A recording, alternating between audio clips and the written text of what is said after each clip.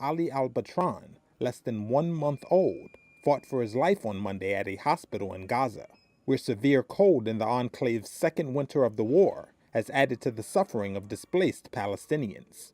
His twin brother Gemma died of hypothermia in the family's makeshift tent at an encampment in central Gaza.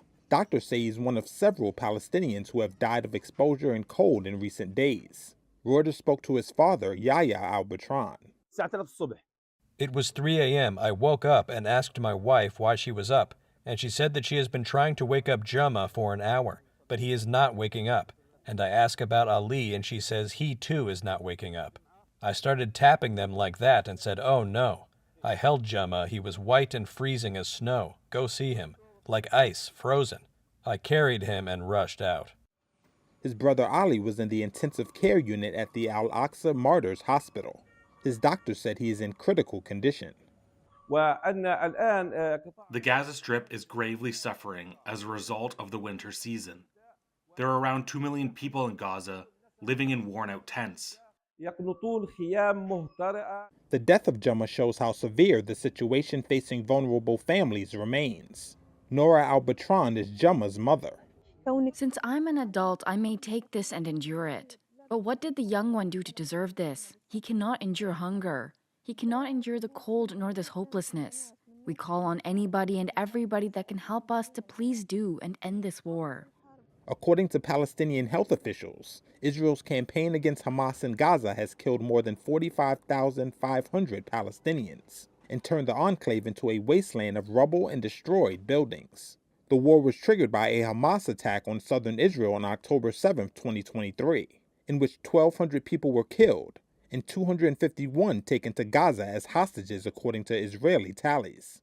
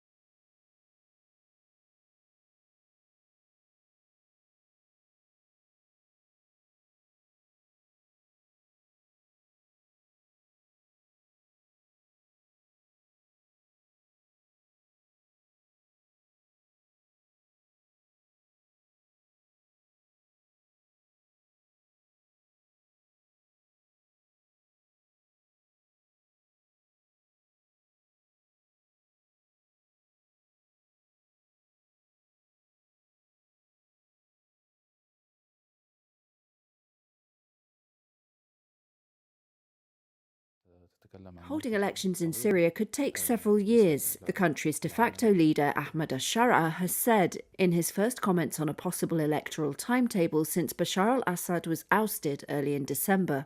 In an interview with the Saudi state-owned broadcaster Al Arabiya, broadcast on Sunday, Shara said it would take about a year for Syrians to see drastic changes after the fall of Assad family rule and the end of 13 years of civil war. Election infrastructure in Syria at this time is ailing. It needs rebuilding. Today we are talking about the displacement of more than 15 million people from Syria, between displaced and refugees. Most do not have a fixed registration. No one knows what the population of Syria is today. Drafting a new constitution or making amendments will take experts a long time, maybe 2 or 3 years. God knows. Shara leads the Hayat Tahrir al-Sham group that toppled Assad. It was once affiliated with Islamic State and Al-Qaeda, but has since renounced both. And the new government has sought to reassure Syrians and neighbouring countries that it has left Islamist militancy behind. Still, it remains unclear whether it will impose strict Islamic rule or move towards democracy. Shara said HTS, formerly known as the Nusra Front, would be dissolved at a national dialogue conference. A country cannot be run with the mentality of groups and factions. Since we were in Idlib, we've been ready for this, psychologically and morally. Shara and other officials have repeatedly vowed to protect Syria's many minority groups. We will build a state, not export revolution. I've said we want to manage this phase with the state mentality, not a revolutionary one. While Western and regional powers welcomed the fall of Assad, it has raised questions about the future of a multi-ethnic country where foreign states, including Turkey and Russia, have strong and potentially competing interests. A South Korean court approved the arrest of impeached President Yoon Suk-yeol Tuesday over his short-lived decision to impose martial law earlier this month. It's the first time an arrest warrant has been issued against a president of South Korea. It's the latest turn in what's become the key US ally's deepest political crisis in decades. Investigators allege Yoon led an insurrection, one of the few charges for which a South Korean president does not have immunity. The arrest warrant was issued by the CIO, or South Korea's Corruption Investigation Office for high-ranking officials, and was approved by a district court in Western Seoul. Yoon's lawyer Yoon Gap-gun spoke to media on Tuesday, arguing the warrant against his client is invalid. I question whether the issuance of such an illegal warrant aligns with the principles of the rule of law.